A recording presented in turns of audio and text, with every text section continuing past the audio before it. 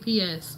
How many more have to die? And this is such like a different show for my show. We do different stuff. We go back and forth, but I am not gonna be doing any of my usual segments that I do. So if you watch this every week, there's no dating disasters today because we are going to be talking about one of the tragedies that has happened in our community with a young 10-year-old boy who has now lost his life. And so I want to make sure that I am serious in the conversation and give you all some tools.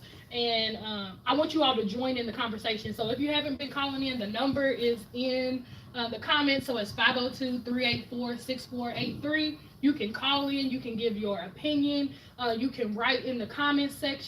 Share this live, okay? Because I want as many people to watch this. So this can just be the first step in the conversation about bullying and the effects that it has on our community.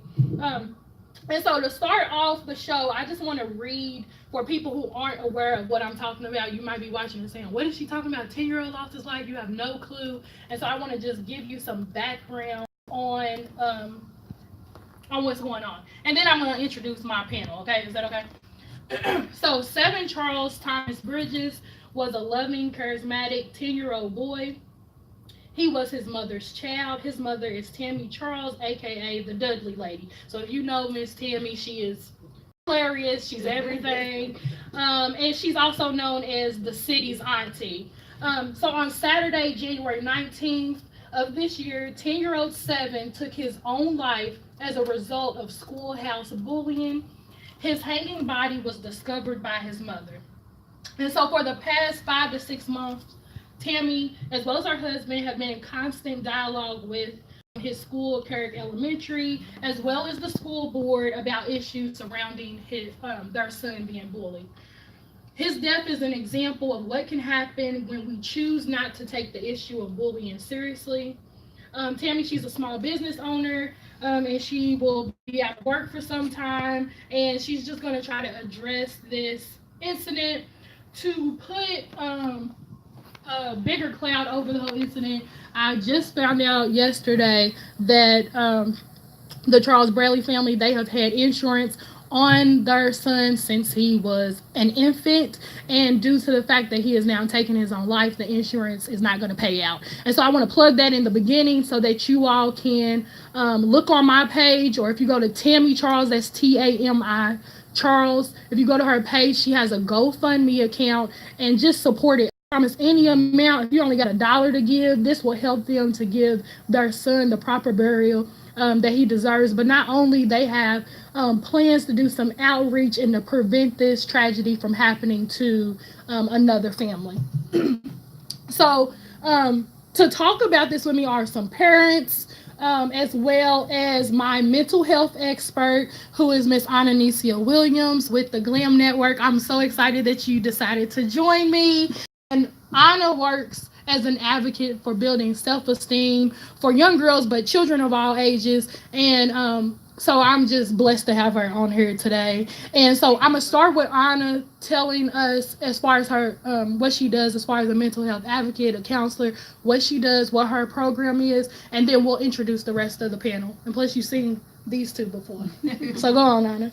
So thank you for having me. The GLAM Network stands for the Girls Living Above Mediocrity. And when I started this network, it was about connecting multi-generation girls and women through connectedness, empowerment, and healing on their journey of self-discovery. While it is limited to girls and women, I also see all clients, whether their gender is male or female, and do some individual counseling. But the purpose of the GLAM Network is to have conversations like this, make sure we're talking about things that are going on in our community and bringing awareness, and how do we support one another, especially Miss Charles and such this tragedy that's going on. And so it's unfortunate that we have to come here and have this conversation right now, but it's long overdue, especially in the Black neighborhood. Things like this are happening to our little brown and Black boys, and so what can we do to support and uplift other people? So I offer counseling, individual counseling, workshops will be coming as well, and then also just making sure that people in the community get connected to other therapists in the community. Absolutely. And so a part of me having this network is making sure that it's not just me doing the mental health. I want to make sure that there's other therapists who look like you, who know where you come from, and are unbiased, and you will feel safe and non-judged to have a conversation of some things that are going on with you. And it doesn't mean anything's wrong with you, just things happen, events, experiences.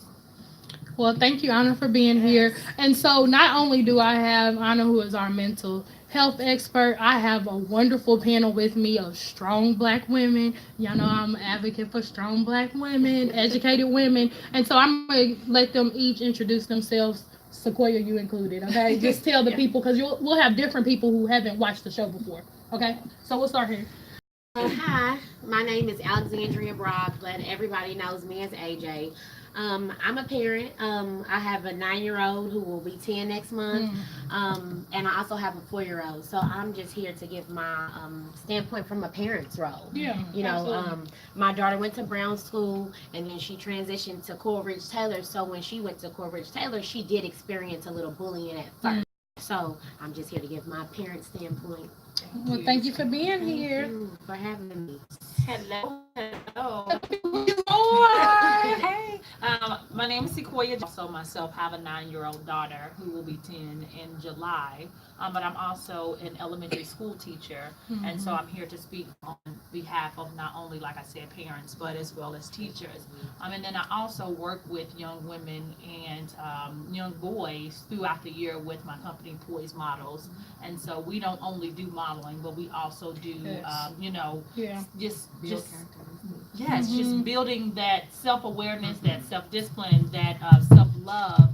And so, this all ties in together and making sure that we lock arms as a community to make sure that we are making this plague stop. This is awful. Miss Janelle. Hi everybody, I'm Janelle. I am the model coach for Poise Models, and as Sequoia said, we deal with kids all day, and it's very important to get the word out there. So I'm a parent here, just wanting to share my experience and my story as well, because I do have a 9-year-old son who will be 10 next month. He does have autism, and it's been a struggle. That bullying thing has been something that's followed us for a while now. So it really touches me to hear this story that happened over the weekend. Hi, I'm Tritona McDaniel. I also work with Poise Models. I'm the operational specialist. I have a 4-year-old daughter and a 6-year-old daughter, and I just had a little baby boy. He's 2 months. Congratulations! And Thank you. thank you. I definitely want to give my opinion, give out encouraging words to all women with little children, just period, as far as bullying. And I'm just thankful to be here tonight. Well, thank you all for coming. And like I said, if you're watching this, absolutely call in and you can talk about, how bullying has affected you, your family, any concerns you may have as a parent. We're interested. I want other people to hear how this has affected the community. So first, I'm going to give you JCPS's definition of bullying. So bullying means repeated, deliberate, physical, verbal, or social attacks or intimidation directed toward another person. There is a marked imbalance of power between the bully and the victim. Bullying may be done by one individual or a group, and cyberbullying is bullying that takes place using electronic technology. So the part I love about their definition is an imbalance of power between the bully and the victim. And that's really what it is. When you are bullying someone, you are victimizing them. I made my Facebook status the other day. Bullying is an act of terrorism because these is causing the victim the inability to learn, to have a safe learning environment. They are terrorized when they go home. They're not sleeping well. And so I wanted you to speak as the mental health expert of how does bullying affect adolescents?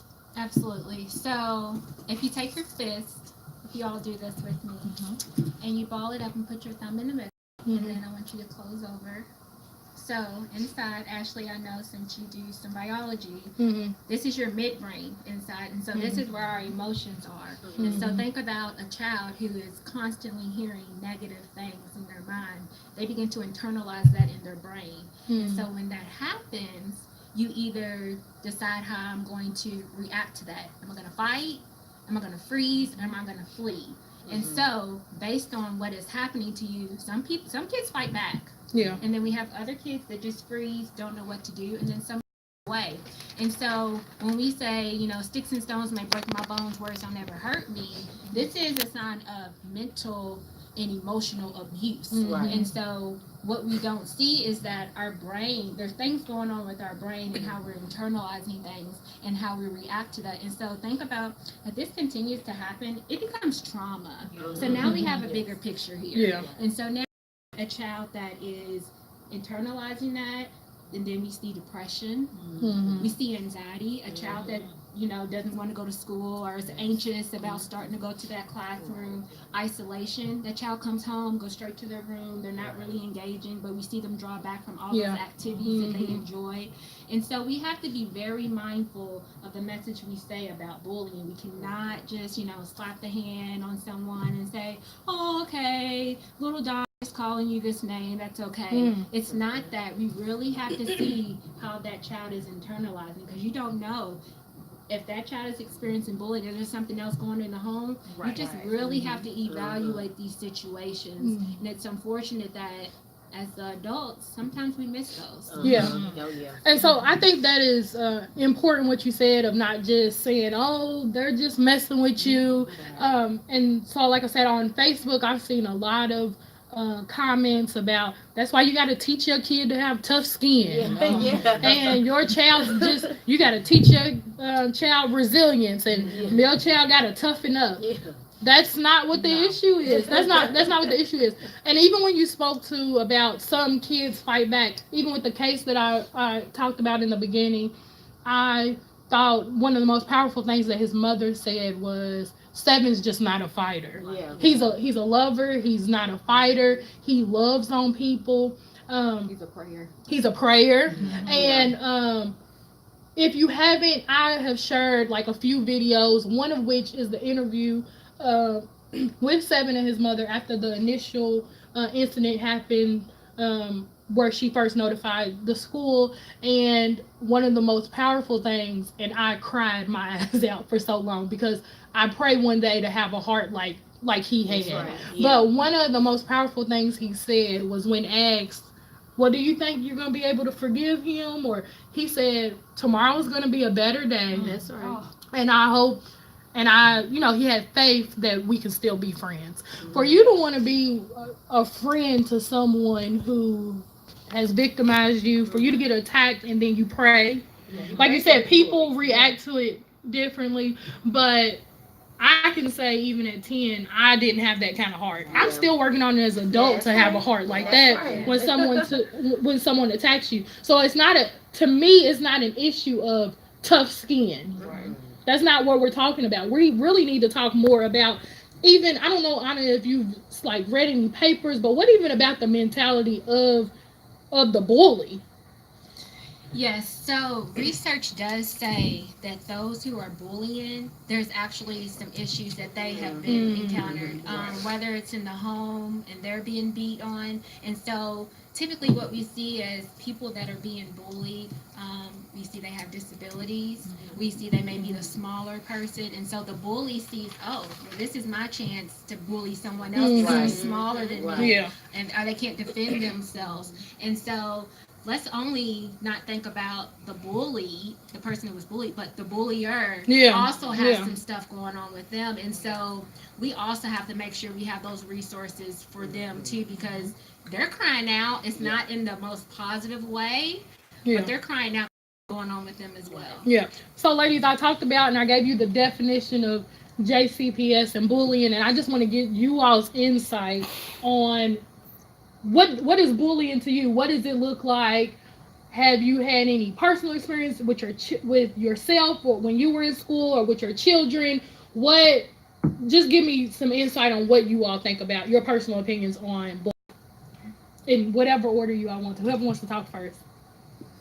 Well, like I said, my daughter went to Brown School at first. So, I mean, if you know anything about Brown, they're not, like hung up on like labels or Yeah. what kids wear or, any of that. They're, into academics and, singing and dance. That's what type of school that is. But when my daughter started going to Coleridge Taylor the first day, I mean, I picked her up and I mean, she was crying. And I was like, well, Aubrey, what's wrong? And she was like, and I mean, I'm not into Jordans and stuff like that, but she had on the cutest like children's place outfit with some, She was cute to you, girl. I mean, she was real Yeah. cute. She was real cute. Yeah. So she was like, "Well, Mama, they was talking about me," and I'm like, "Well, why?" And she was like, "Well, cause I ain't got on this and I ain't got on that," and I'm just like, how do kids even know about this? Well, that's what I'm gonna type of say. Is that the materialistic aspect of even that? I definitely feel like that is taught. Yeah. Oh yeah. Oh, yeah. Oh yeah. And I say that too because I absolutely was one of those kids. I loved a pair of Jordans, and my mom, we love Jordans. I also, my parents, they divorced, and I have a younger set of siblings, and everybody doesn't know this, but I have a younger set of siblings, and my dad has went above and beyond to make sure they're not materialistic. They're completely focused on academics. I took my little brother to the mall and told him for his birthday, I'll buy you whatever pair of shoes you want. Saturday, Jay's came out. You can get whatever shoes you want. He had no desire whatsoever to get the Jordans. He wanted like a random pair of Adidas, but it wasn't important to him. It wasn't. And so I think that's that part of you got to have on the J's. You ain't got on foams.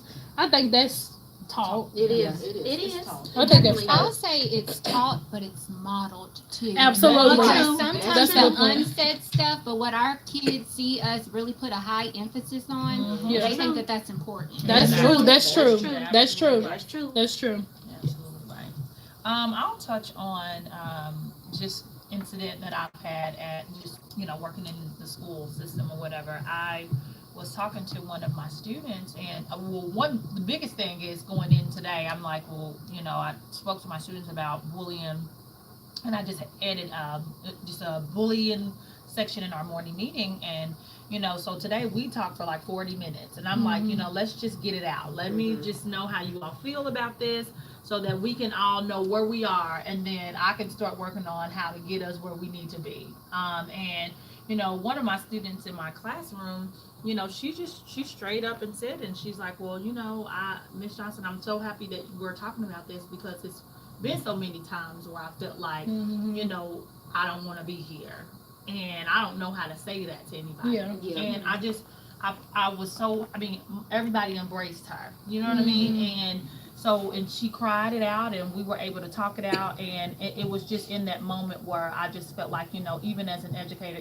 even as a teacher, we have to make sure that we are sensitive to, our students who are our babies who are crying out, and like you said earlier, Adonia, a lot of times we say, oh, it's gonna be okay, oh, this person's just doing this, oh, toughen up, but it's like, because even as a teacher, sometimes insensitive, and I'll be honest, and not insensitive to the point to where I don't address it, but I'm like, hey baby, you just gotta try your best to ignore them. You know what I mean? And I may address the class because I was telling them to step out, and I might get on my students, but like I said, sometimes we really have to just stop for a second and just figure out what that underlying issue is. And I think that one thing that we have to do as adults and as a community, our children, is to make sure that we're asking the right questions. And so if you don't know what questions to ask, then and I have some pulled up, and I'll let everybody share if we have a time to to share that. But just asking those right questions, because I know even with my daughter, I mean, sometimes you just don't know, and then you just ask those surface level questions, and then sometimes kids can't even fathom or articulate it. And then we're just skipping right over it, and then they're falling victim to bullying or whatever the case may be. So I just think that it's important that we're asking the right questions, that we're making sure that we're having those conversations in our homes. Educators in the classroom, go ahead, bring it up. Let's talk about it. Yeah. So absolutely, and like you said, I'm glad that you spoke from an educator point of view, and how that it is not and again, I say this because of what I'm seeing on social media. A lot of people are saying that's the parents' responsibility to instill those type of things in their child, such as the resilience and tough skin. And not only that, it's the parents' responsibility to teach their child not to be a bully. And while all of that plays a role, when you entrust a school with your child, Absolutely. with your most precious Absolutely. possession, Right. there are some things that they have to do to ensure the safety of your child. And so, again, I think just highlighting again what the responsibility of educators and administrators is, I think that's good. Well, I can say this. I made a post the other day. As soon as I heard about it, I said, in my house, we do not tolerate calling each other the L word, which is liar. We don't say stupid. We don't call each other ugly. We don't say any names like that. We don't do that in my household because it's a curse word. Like, I'm immediately addressing it and I'm stopping it where it's at. This topic is very touchy to me because having a child with autism who didn't learn how to talk till he was 4.5 years old. He now has a speech impediment. He now has sensory delays. He's a little behind. People always say, I'm gonna dress my kids in the best clothes and they're gonna keep their hair done, and and that way nobody's gonna talk about them. I'm here to tell you guys that doesn't matter. It does not matter. My son, everybody knows I keep my kids looking really nice, okay? It does not matter how they look.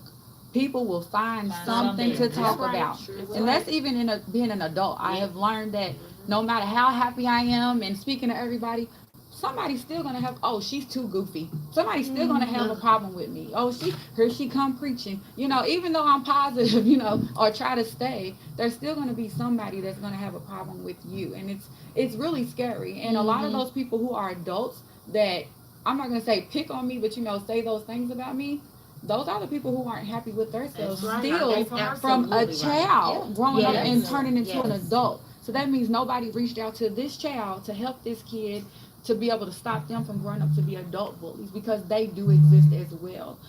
And just a story to share, when my son was in first grade, I do believe, he was riding the bus and having autism and stuff. He already had, I'll say, behavior problems, and y'all, I would cry because my son would cry when he came home because he did not want to go back to school because they were bullying him.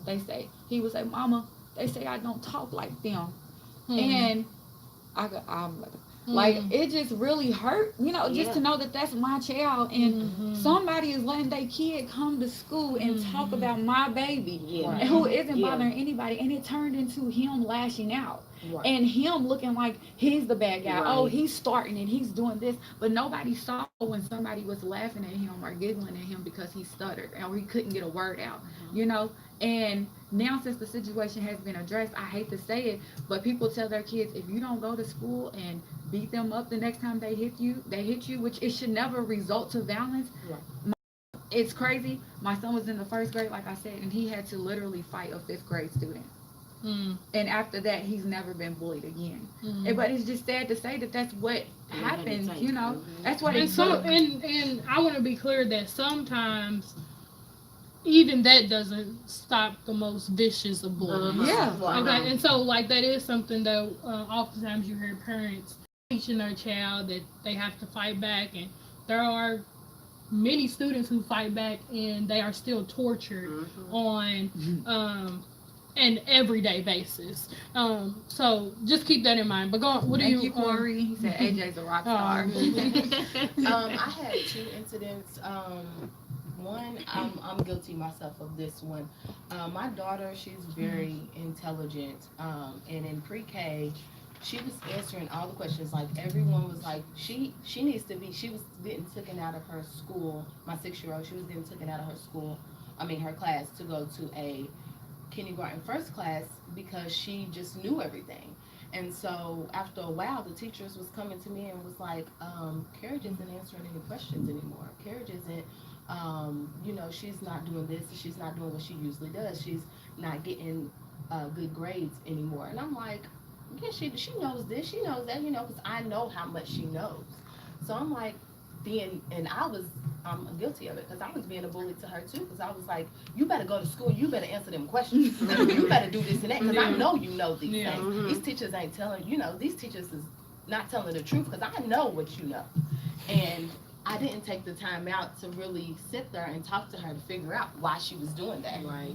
Come to find out, after so long, I'm getting on her. I'm upset, grounding her. She can't play her tablet. She can't do this. She can't do that. Come to find out, the kids were teasing her because she knew so much, and they didn't. So when she came back and she was just like, "Well, mommy, they tell me I just think I know everything, and I'm the only kid in the class to know how to read. I'm the only kid in the class to know how to spell and know this and that." And I'm just like, well, you were homeschooled before you even got into JCPS. So and that's what one of the viewers said. God forbid you smart, then you're a nerd and you're a genius, and so on and so right. forth. So they was picking on her because of it, and so then I started realizing. So I talked to her teacher and I told her this is why, So then they stopped calling on her all the time because they realized, she is slowing down a little bit, and this is why. So that kind of helped. But your child also shouldn't have to, and I just it's shouldn't have to dim her light Exactly. to appease Right. others either. That's right. That's what I said. That's I right. said that it's kind of horrible that she had to stop just so that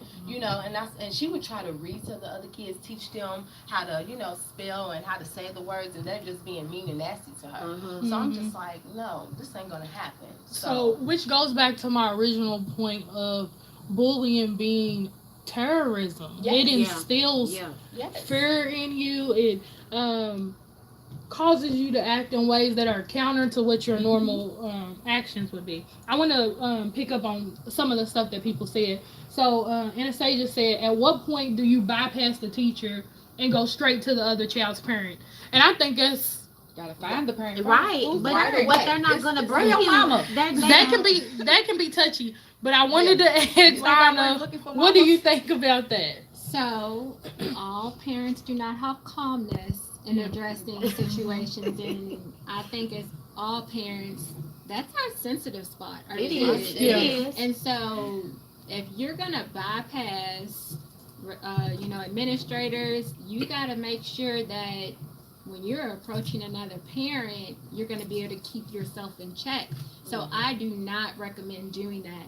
I recommend following the protocols of you address the teacher. The teacher doesn't do anything, you address the assistant principal or the counselor. They don't do anything, you go next. And every time you keep a receipt, do not communicate. Paper trails. Yes, do not communicate over the phone. You don't do as parents. I'm guilty as well. Really reading that handbook and knowing what we're signing at the beginning of the year, because our kids will bring that handbook home and we'll just sign it here, send it back. But we have not taken the time to really sit down as the parent and go over with the kid. This is what they say the expectations are. This is what will happen. But making sure that we know things. You're giving so much trust to JCPS and making these decisions about.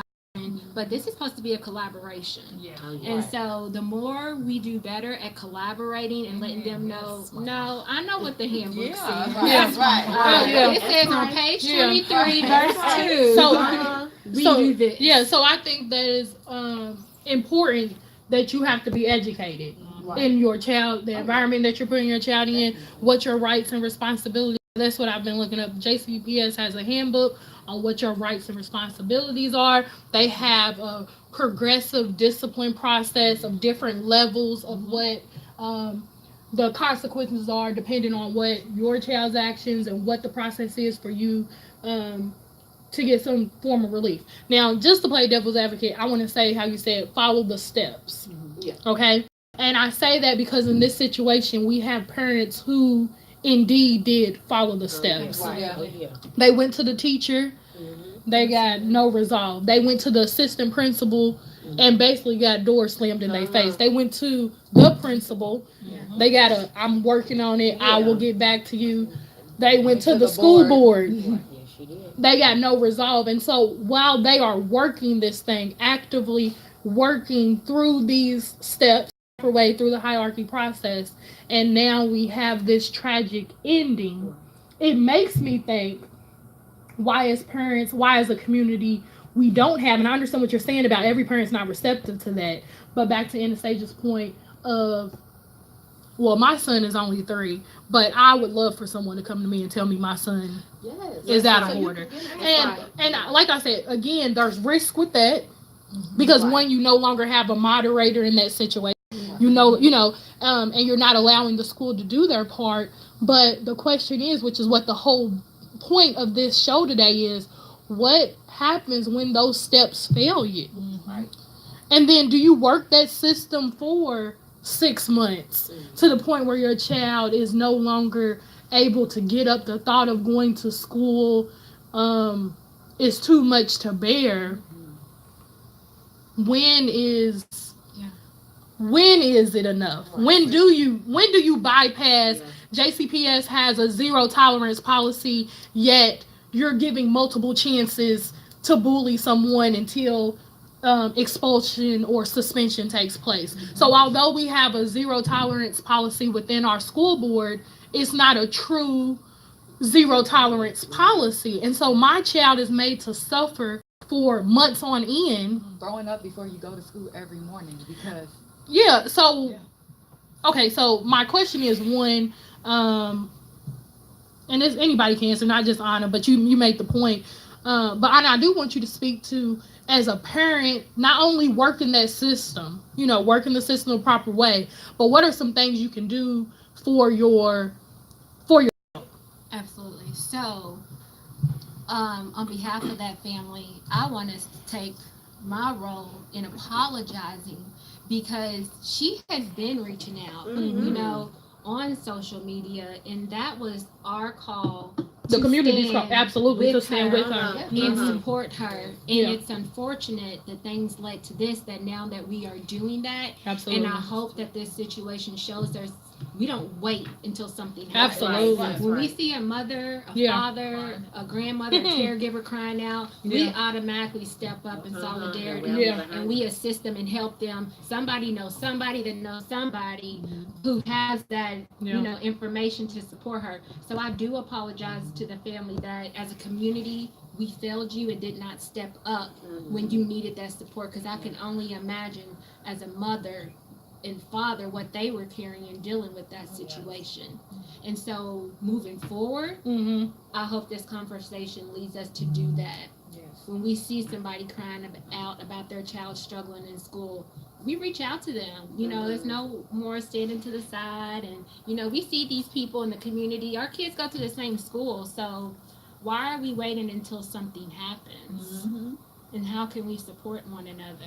And I'm so glad you said that, because I too am guilty. And actually, I don't even know if I actually saw the live on social media. We are so quick to share nonsense rather than things of substance. And it could be my show included, depending on what the episode is about. But I try to, give some gems and some jewels to help you just in life. But we are so quick to share the most frivolous of things. And how many times have we seen someone go live outside of a department store and they've just been racially profiled? How many times have we seen a mother go on live and in tears on behalf of their child, or frustrated? And like you said, we'll watch it, we'll talk about it a little bit, but when it comes to actually being advocates and standing beside them and asking those questions, those hard questions that a lot of people don't want to ask, we don't do that. And I absolutely agree that we have to do better when it comes to that. And so I just want to say a little bit more about this particular situation. One of the things too that would help us in advocacy is that we need the people who we're trusting, like JCPS, to have some transparency in the process. And so I watched some of the interviews, and one of the things that they asked for was the video footage. So when this first happened, when this young boy was assaulted, the buses now, most of the buses, they have video footage. They asked for the video footage, and to this day, that video footage has not been officially released from JCPS. That's a problem. That's a lack of transparency. And so JCPS also can't cover themselves. We're already, like I told you all before, I saw the article, and hold on, I want to give you the right name for this article so you can look it up yourself. but it's from May 31st, 2018, and WDRB did this article, but it's called JCPS Quietly Paying Pricey Bullying Settlements with Taxpayer Money. It's on my page. And if you haven't seen it, just scroll down a little bit and I'll share it again after the show. But you absolutely need to read that article. That article blew my mind with how much money. And so for the past 3 years, we have spent $400,000 on settlements for bullying of our own taxpayer money. And the first thing that popped in my mind was, what could we have done with $400,000 to prevent this in the first place? Yeah. Because even with the $400,000 that we have spent in the past 3 years, the child's life is worth more than that. The trauma that these children have experienced is worth more than that. And so I hope, like Anna said, that we as a community are better to advocate. Like, so for the Charles family, right now, the Bridges family, JCPS, we need video footage. Let us see what happened. And not only that, that can be used in different campaigns to show this is how far bullying is going to the point where you are choking someone unconscious in elementary school. Because we're not even talking about high school, we're talking about elementary school. And like I said in the article, it talked about broken legs and students being hung by other students, all the things that never make the news. Now, they quick to have a whole lot of stuff when it comes to people like us on the news, but those type of incidences aren't making the news. And then when it gets to that point too, and I know we're talking about kids, what types of programs, and I'm assuming maybe it has something with them not wanting to funnel kids into the judicial system, but terrorism, to me, deserves some criminal charges, some type of rehabilitation center. By police. And so I want to make sure that in our households, we're preparing ourselves for what we do view and what we do read on social media, because that affects our mental health too. We're going into the schools and we're already alert. Like, who's gonna mess with my child? Like, I'm ready for you to mess with my child. On top of everything else that we're dealing with. We have to be mindful that we take a look at how we are internalizing all these things. Because I'll be honest, I was sitting with my daughter the other day. Like, my daughter goes to that school with that young man. So I'm like, did you know him? Did you ever see him? Like, has anybody ever talked to you? Do you know? Yeah. And so she's like, Mom, what are you talking about? Anybody ever touched you? Or so it's like, as a parent, we want to protect, and sometimes we don't realize we scare our kids that things will never happen. That's true. And so just be mindful of that. But a big resource that I wanted to share with you all is through Centerstone. They have a suicide prevention line, and they have it not only for, but they have it for the children. And so the actual number for the children is 502-589-8070. Tell me one more time. It is 502-589-8070, and that is for the children, and it's 24/7. And then for the adults, as a parent, caregiver, we also struggle with our own minds and things that are going on. And that number is 502-589-4313. And it's 24/7. It's prevention line. It's anonymous. You don't know who you're talking to. They're not going to call and trace back the call. But there's just a safe space. 2 o'clock in the morning, you don't have anyone to talk to you. You can talk to them. They'll connect you to resources throughout the community. But it's just to get that off. Feel free that I'm not holding that information in anymore and being